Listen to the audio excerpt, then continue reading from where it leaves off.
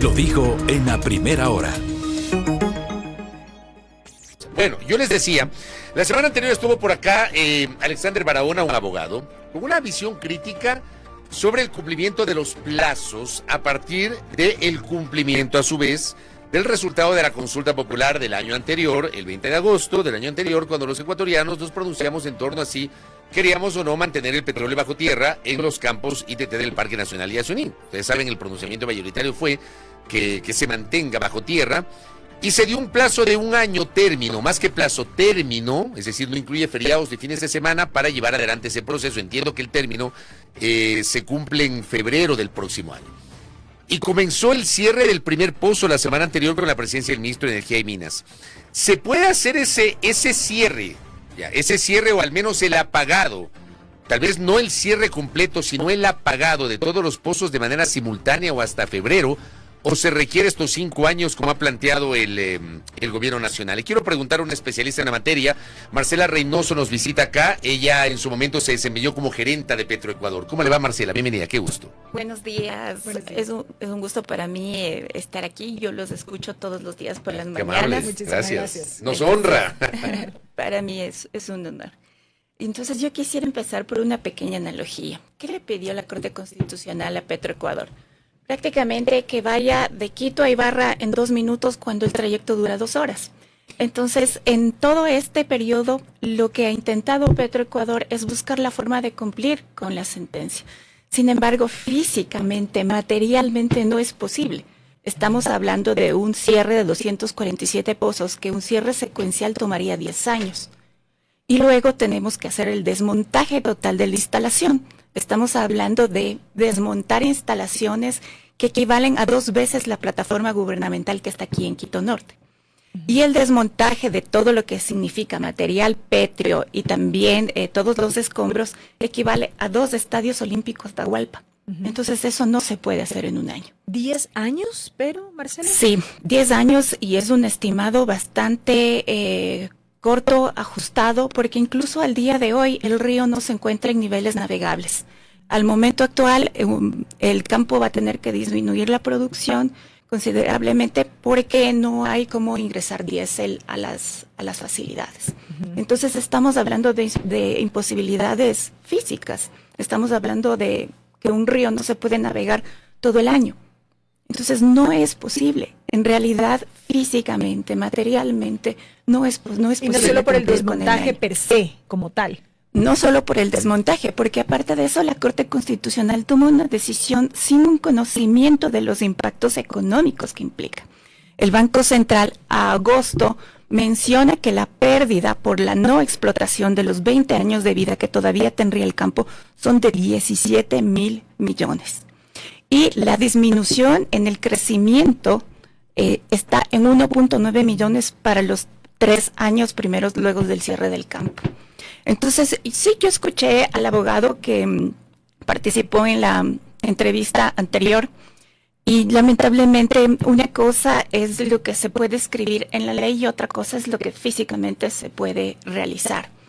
Él mencionó el cierre o el apagado de los pozos cuando se tiene una emergencia. Sí, eso se lo hace, se manda a apagar el campo, pero detrás de eso hay todo un contingente que cuida toda la infraestructura, que mantiene bombeo de químicos, que mantiene controles de presiones, todo. Eso es un apagado temporal por un evento de fuerza mayor. No es un cierre, no es un apagado que busca restablecer los derechos de la naturaleza. ¿Sí, no? Sino es un apagado técnico por una ocasión específica de operación. ¿Cuál es la diferencia del uno y el otro? Si nos puede explicar la de la manera menos técnica posible. Menos técnica posible. La diferencia es que yo apago, cierro las llaves, o sea, corto el agua de mi casa porque tengo una fuga. Entonces es necesario que yo corte el agua para poder reparar la fuga. Eso es lo que se hace con un apagado temporal de un campo.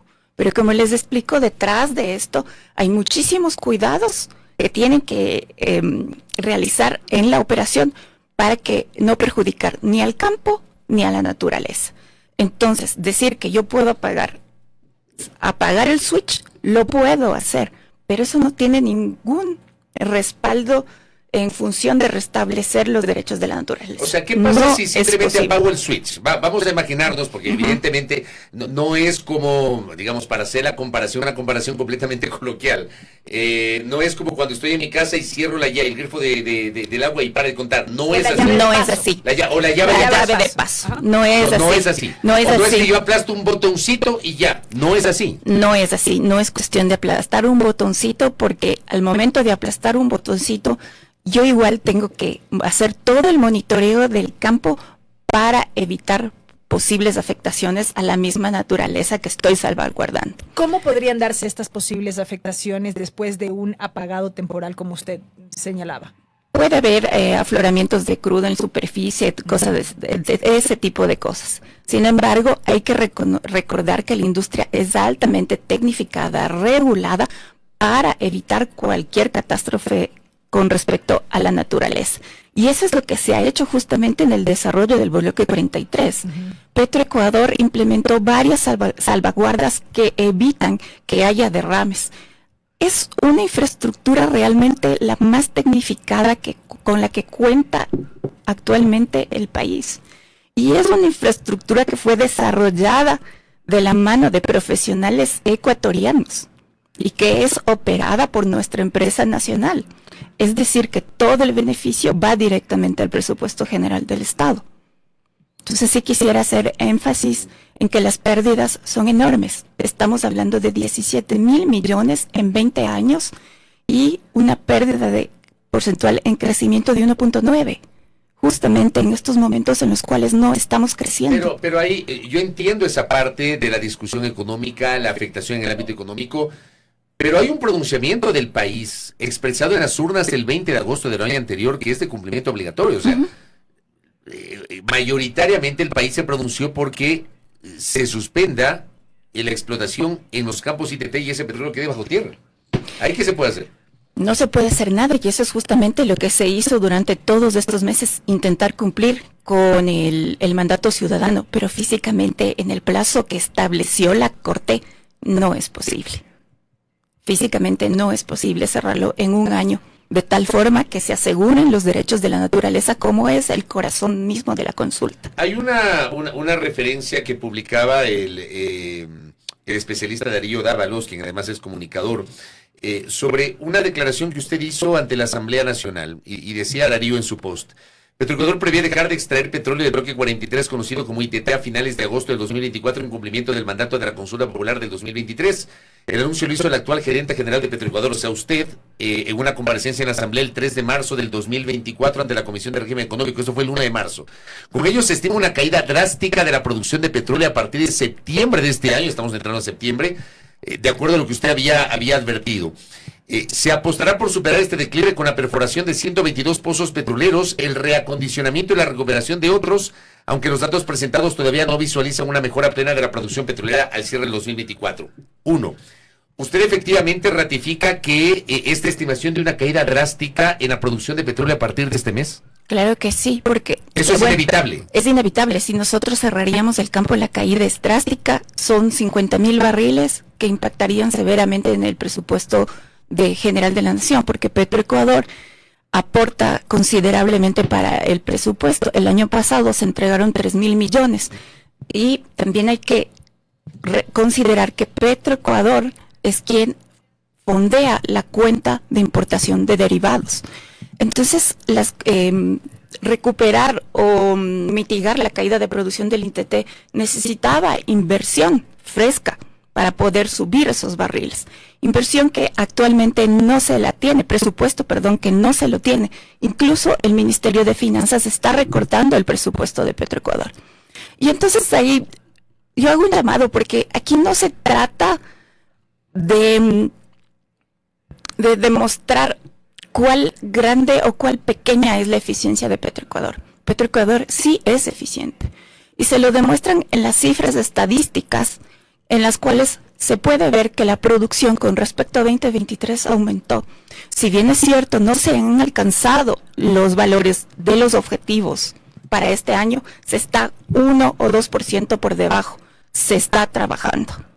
Entonces, el momento en que el Ministerio de Finanzas, quien es el que asigna el presupuesto a Petroecuador, lo recorta, está yendo en contra mismo del presupuesto de la nación y afectando la labor del presidente Noboa. Ahora, en lo otro que usted había señalado, que había esta previsión de perforar 122 pozos petroleros y reacondicionar y recuperar otros. ¿Quedó listo ese plan? ¿Se está ejecutando o finalmente no ha sido posible ejecutar ese plan, Marcela? No es posible ejecutar el plan si no hay presupuesto. Es así de sencillo. Si no hay presupuesto no se puede ejecutar el plan. Esto está en el papel, pero no se ha podido ejecutar. No se puede ejecutar. Y hay que tomar en cuenta algo que es bien importante, que la ciudadanía no lo tiene en mente, que Petroecuador no opera solo. Petroecuador tiene, llamémosle así, socios por cada activo. Entonces, cada uno de estos socios compromete inversión. Y en la mayoría de los casos la inversión ya ha sido ejecutada. Y es por esta razón que estos socios no tienen la disponibilidad para incrementar la inversión y subir la producción. Porque hay que tomar en cuenta que la acción inmediata para subir producción es perforación. Luego tenemos otras actividades de las cuales nos ayudan con los niveles, pero también están estancadas. Hay varios problemas de fondo en Petroecuador. Y uno de ellos es la generación de energía eléctrica, la confiabilidad del sistema.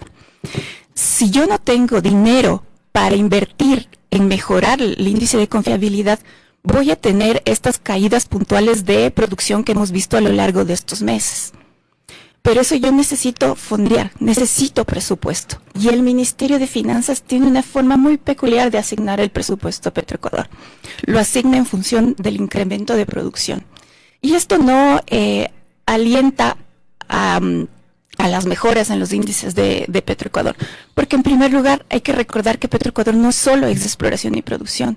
Petroecuador es transporte, Petroecuador es refinación, es comercio nacional y comercio internacional. Entonces, al ubicarnos y decir que solamente se va a asignar presupuesto en función de los barriles producidos, estamos dejando de lado el resto de la cadena. Y quisiera que tomemos en cuenta que el resto de la cadena es incluso más importante para el ciudadano de a pie que incluso exploración y producción. Ese resto de la cadena, por ejemplo, y permíteme hacer un ejercicio de memoria, lo asociamos cuando teníamos Petroecuador y sus filiales. Sí. Petroproducción, Petroindustrial y Petrocomercial. Exactamente. Y a nosotros como ciudadanos lo que más nos impacta es tener o no gasolina disponible. Y de eso no se ha hablado muy poco, de todos los problemas que implican no tener presupuesto y no alcanzar a una buena ejecución en inversiones en el resto de la cadena, en lo que a nosotros como ciudadanos nos asegura tener combustible disponible.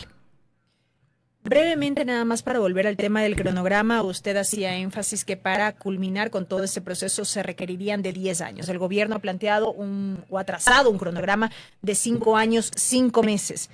¿Resultaría hasta cierto punto suficiente? ¿Se justifica de alguna forma este cronograma establecido? Es el cronograma más apretado que se podría presentar, porque les había mencionado... No hay cómo bajarlo más. No hay cómo bajarlo más, porque para esto también necesitamos presupuesto y son $1.200 millones. $1.200 millones que nunca estuvieron asignados al presupuesto de Petroecuador. 1.200 millones por fuera del presupuesto de Petroecuador. Por fuera del presupuesto de Petroecuador. Por ejemplo, este año, ¿de cuánto es? El presupuesto de Petroecuador. Yo tengo aquí las cifras del año anterior, que prácticamente son las mismas porque el presupuesto es prorrogado. ¿Cómo se gestiona Petroecuador? Gasta 4.253 millones para todas sus operaciones. Más o menos ese es el presupuesto de Petroecuador. Le entrega al país, después de su ejercicio económico de 14.000 millones, le entrega al país alrededor de 3.000 millones para el presupuesto general y Petroecuador aporta con 6.800 millones para financiar los derivados. Ese es el valor de Petroecuador. Es un valor inconmensurable, Fabricio.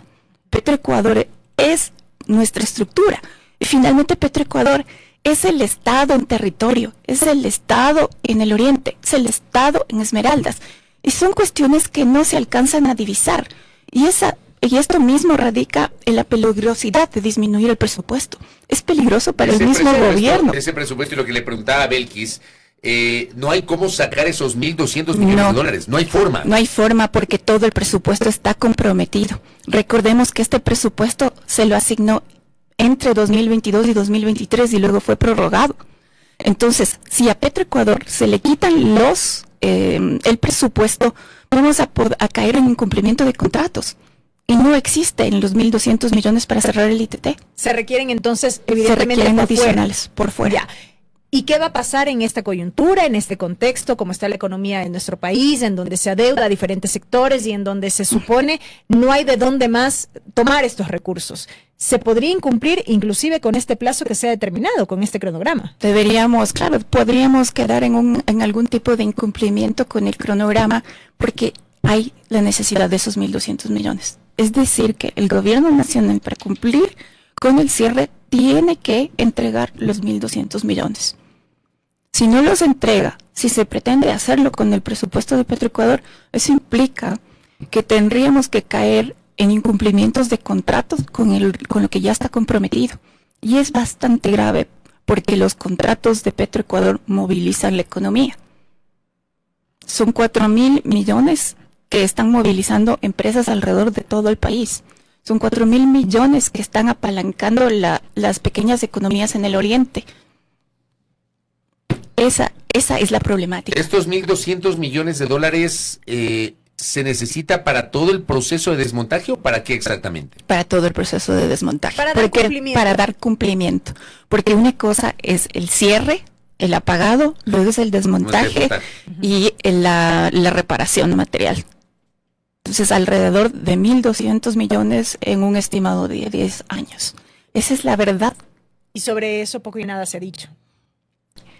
Lo que pasa es que el sector es muy difícil de comprender y por bastante tiempo permaneció hermético hacia la sociedad civil, que es un grave error, porque este error lo que hace es movilizar a la sociedad en contra de la industria hidrocarburífera, en contra de la minoría que se está desarrollando y en contra de nuestros propios intereses. A ver, si el Estado no tiene plata, yo entiendo que aquí usted nos ha dicho 1.200 millones de dólares para todo este proceso, y luego este plan emergente que le refería, que usted le había presentado a la Asamblea Nacional hace unos pocos meses, no se puede ejecutar porque igualmente se necesitan recursos. ¿Se puede apelar al sector privado o no? No se puede apelar al sector privado. Pues bueno, en realidad para desmantelar vamos a necesitar el sector privado. Que hay que hacer las contrataciones, hay pero hay que hacer las pagarlas porque es un contrataciones, servicio que se va a pedir. Exactamente, pero es un por ejemplo, servicio. para suplir la producción con otros pozos o reactivar otros pozos, ¿se puede emplear o se puede hacer algún tipo de acuerdo con el sector privado? ¿Hay cómo hacer eso o no? Dentro del marco de la ley, lo que puede hacer Petroecuador es retornar los bloques que tienen producción marginal para que el Ministerio de Finanzas los licite. Se puede hacer.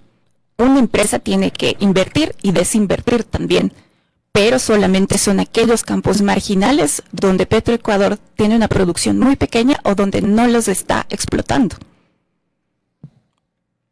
Pero hacerlo con los campos en producción, los más grandes, como Sacha, no está permitido dentro del marco legal e implicaría que de estos 4.253 millones que Petroecuador utiliza para movilizar la economía, implicaría que una disminución también en los 3.000 millones que Petroecuador le da al presupuesto general del Estado. Implicaría una disminución, porque no es lo mismo que Petroecuador entregue todos sus fondos a que una privada le entregue solamente un royalty o un impuesto.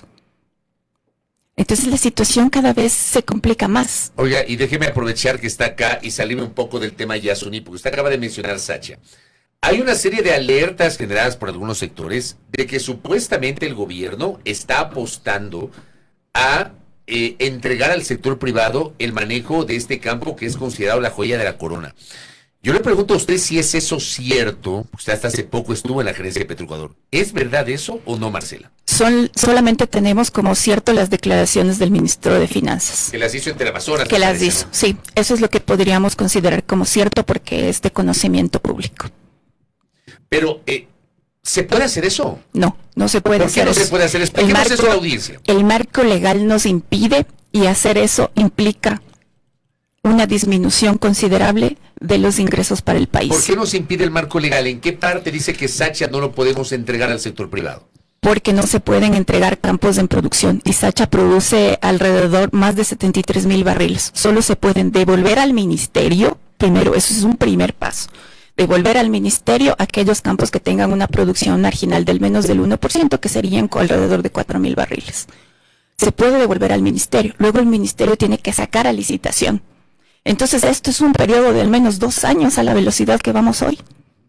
Si yo empiezo a recortar el presupuesto de Petroecuador, estoy yéndome en contra incluso de lo que como gobierno puedo desarrollar en beneficio de la población. Estoy empezando a sabotearme la gestión. Y ahí, por ejemplo, con ese término que acaba de utilizar, hay quienes piensan que hay una suerte de autosabotaje por parte del Estado ecuatoriano para reducir la producción de Petroecuador en el campo Sacha y justificar la entrega al sector privado. Yo le pregunto a usted si hay evidencias de un sabotaje o autosabotaje en ese sentido, como le planteo, Marcelo.